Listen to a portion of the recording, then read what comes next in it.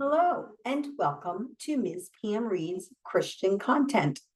Sorry, where we are continuing in the story of the other wise man, the story that we're reading for the month of December on the channel. In our last video, Henry Van Dyke, the author, goes into great detail.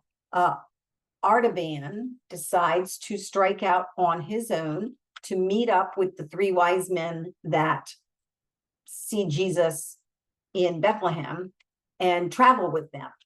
But he is stopped, or he stops because he sees a man near death lying in the road, and he's perplexed. Do I go and see my friends and travel, or do I help this man? And that is where we stopped. But if he went on now, the man would surely die. If he stayed, life might be restored. His spirit throbbed and fluttered with the urgency of the crisis. Should he risk the great reward of his divine fate for the sake of a single deed of human love? Should he turn aside, if only for a moment, from following the star to give a cup of cold water to a poor, perishing Hebrew? God of truth and purity, he prayed, direct me in the holy path, the way of wisdom in which thou only knowest. Then he turned back to the sick man. Losing the grasp of his hand, he carried him to a little mound at the foot of the palm tree. He unbound the thick folds of the turban and opened the garment above the sunken breast. He brought water from one of the small canals nearby and moistened the sufferer's brow and mouth. He mingled a draught of one of those simple but potent remedies which he carried always in his girdle, for the Magians were physicians as well as astrologers, and poured it slowly between the colorless lips. Hour after hour he labored as only a skillful healer of disease can do, and at last the man's strength returned. He sat up and looked about him. Who art thou? He said in the rude dialect of the country. Why hast thou sought me here to bring back my life? I am Artaban the Magian of the city of Ecbatana, and I am going to Jerusalem in search of one who is to be born King of the Jews, a great prince and deliverer for all men. I dare not delay any longer upon my journey, for the caravan that has waited for me may depart without me. But see, here is all that I have left of bread and wine, and here is a portion of healing herbs. When thy strength is restored, thou canst find the dwellings of the Hebrews among the houses of Babylon. The Jew raised his trembling hands solemnly to heaven. Now may the God of Abraham and Isaac and Jacob bless and prosper the journey of the merciful and bring him in peace to his desired haven. But stay, I have nothing to give thee in return, only this, that I can tell thee where the Messiah must be sought. For our prophets have said that he should be born not in Jerusalem, but in Bethlehem of Judah. May the Lord bring thee in safety to that place, because thou hast had pity upon the sick. It was already long past midnight. Artaban rode in haste, and Vasta, restored by the brief rest, ran eagerly through the silent plain and swam the channels of the river. She put forth the remnant of her strength and fled over the ground like a gazelle. But the first beam of the sun sent her shadow before her as she entered upon the final stadium of the journey. And the eyes of Artaban anxiously scanned the great mound of Nimrod and the temple of the seven spheres, could discern no trace of his friends. The many-colored terraces of black and orange and red and yellow and green and blue and white, shattered by the convulsions of nature and crumbling under the repeated blows of human violence, still glittered in a ruined rainbow in the morning light. Artaban rode swiftly around the hill. He dismounted and climbed to the highest terrace, looking out towards the west. The huge desolation of marshes stretched away to the horizon and the border of the desert. Bitterns stood by the stagnant pools, and jackals skulked through the low bushes, but there was no sign of the caravan of wise men far or near. At the edge of the terrace, he saw a little cairn of broken bricks, and under them a piece of parchment. He caught it up and read, "We have waited past midnight and can delay no longer. We go to find the king. Follow us across the desert." Artaban sat down upon the ground and covered his head in despair. "How can I cross the desert?" said he, "with no food and with a spent horse? I must return to Babylon, sell my sapphire and buy a train of camels and provision for the journey. I may never overtake my friends. Only God the merciful knows whether I shall not lose the sight of the king because I tarried to show mercy." And then we're at the beginning of a new section. It says, "For the sake of a little child." There was a silence in the Hall of Dreams where I was listening to the story of the other wise man. And through this silence, I saw, but very dimly, his figure passing over the dreary undulations of the desert, high upon the back of his camel, rocking steadily onward like a ship over the waves. The land of death spread its cruel net around him. The stony wastes bore no fruit but briars and thorns. The dark ledges of rock thrust themselves above the surface here and there like the bones of perished monsters. Arid and inhospitable mountain ranges rose before him, furrowed with dry channels of ancient torrents, white and ghastly as scars on the face of nature. Shifting hills of treacherous sand were heaped like tombs along the horizon. By day, the fierce heat pressed its intolerable burden on the quivering air, and no living creature moved on the dumb, swooning earth, but tiny jerboas scuttling through the parched bushes or vanishing lizards in the clefts of the rock. By night, the jackals prowled and barked in the distance, and the lion made the black ravines echo with his howl roaring, while a bitter blight chill followed the fever of the day. Through heat and cold, the Magian moved steadily onward. Then I saw the gardens and orchards of Damascus, watered by the streams of Abana and Pharpar, with their sloping swards inland with blooms and their thickets of myrrh and roses.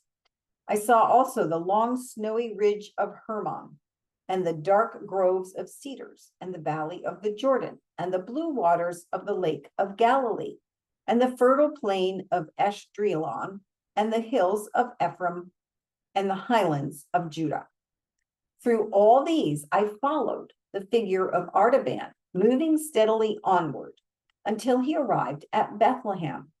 And it was the third day after the three wise men had come to that place and found Mary and Joseph with the young child, Jesus, and had laid their gifts of gold and frankincense and myrrh at his feet.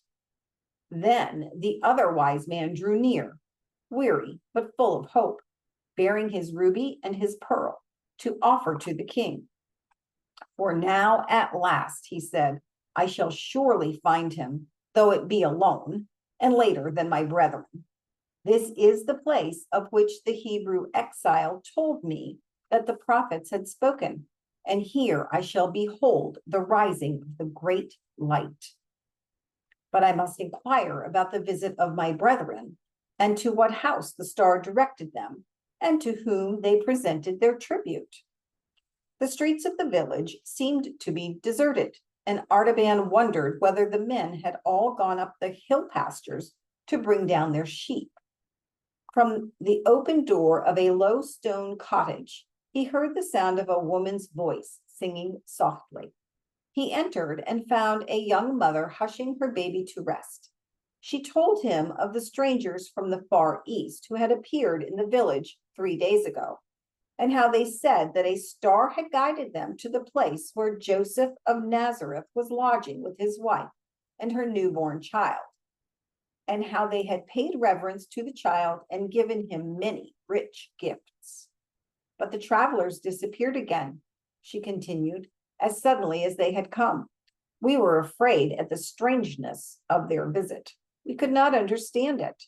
The man of Nazareth took the babe and his mother and fled away that same night secretly. And it was whispered that they were going far away to Egypt. Ever since, there has been a spell upon the village. Something evil hangs over it. They say that the Roman soldiers are coming from Jerusalem to force a new tax from us, and the men have driven the flocks and herds far back among the hills and hidden themselves to escape it. Artaban listened to her gentle, timid speech, and the child in her arms looked up in his face and smiled, stretching out its rosy hand to grasp at the winged circle of the gold on his breast. His heart warmed to the touch. It seemed like a greeting of love and trust to one who had journeyed long in loneliness and perplexity, fighting with his own doubts and fears, and following a light that was veiled in clouds. Might not this child have been the promised prince? He asked within himself as he touched its soft cheek. Kings have been born ere now in lowlier houses than this, and the favorite of the stars may rise even from a cottage. But it has not seemed good to the God of wisdom to reward my search so soon and so easily. The one who I seek has gone before me, and now I must follow the king to Egypt. The young mother laid the babe in its cradle and rose to minister to the wants of the strange guest that fate had brought into her house. She set food before him, the plain fare of peasants, but willingly offered, and therefore full of refreshment for the soul as well as for the body. Artaban accepted it gratefully, and as he ate, the child fell into a happy slumber and murmured sweetly in its dreams. A great, peace-filled quiet was in the room. But suddenly, suddenly there came the noise of wild confusion and uproar in the streets of the village, a shrieking and wailing of women's voices, a clangor of brazen trumpets and of clashing swords, and a desperate cry. The soldiers of Herod, they are killing our children. The young mother's face grew white with terror. She clasped her child to her bosom and crouched motionless in the darkest corner of the room, covering him with the folds of her robe, lest he should wake and cry. But Artaban went quickly and stood in the doorway of the house. His broad shoulders filled the portal from side to side, and the peak of his white cap all but touched the lintel. The soldiers came hurrying down the street with bloody hands and dripping swords. At the sight of the stranger in his imposing dress, they hesitated with surprise. The captain of the band approached the threshold to thrust him aside, but Artaban did not stir. His face was as calm as though he were searching the stars, and in his eyes there burned that steady radiance before which even the half-tamed hunting leopard shrieks, and the fierce bloodhound pauses in his leap. He held the soldier silently for an instant, and then said in a low voice, "There is no one in this place but me, and I am waiting to give this jewel to the prudent captain who will leave me in peace." He showed the ruby, glistening in the hollow of his hand like a great drop of blood. The captain was amazed at the splendor of the gem. The pupil of his eyes expanded with desire, and the hard lines of greed wrinkled around his lips. He stretched out his hand and took the ruby. "March on," he cried to his men. "There is no child here. The house is still." The clamor and the clanging of arms passed down the street as the headlong fury of the chase sweeps by the secret covert where the trembling deer is hidden. Artaban re-entered the cottage. He turned his face to the east and prayed, "God of truth, forgive my sin. I have said the thing that is not, to save the life of a child, and the two of my gifts are gone. I have spent for man that which was meant for God. Shall I ever be worthy to see the face of the king? But the voice of the woman, weeping for joy in the shadow behind him, said very gently, because thou hast saved the life of my little one, may the Lord bless thee and keep thee, and the Lord make his face to shine upon thee and be gracious upon thee. The Lord lift up his countenance upon thee and give thee peace. That's right out of the Bible. I love it. Okay, we are going to stop there. And I think, yep, we've just got one more video to finish up the story. So that's twice now, right? He struck off on his own. He saved the man in the road, and now he saved the baby in Bethlehem. So he's going to move on, I'm sure, in the next video, and we'll come to its conclusion and see what happens. All right, you guys, I hope you have a blessed day, and I'll see you next time.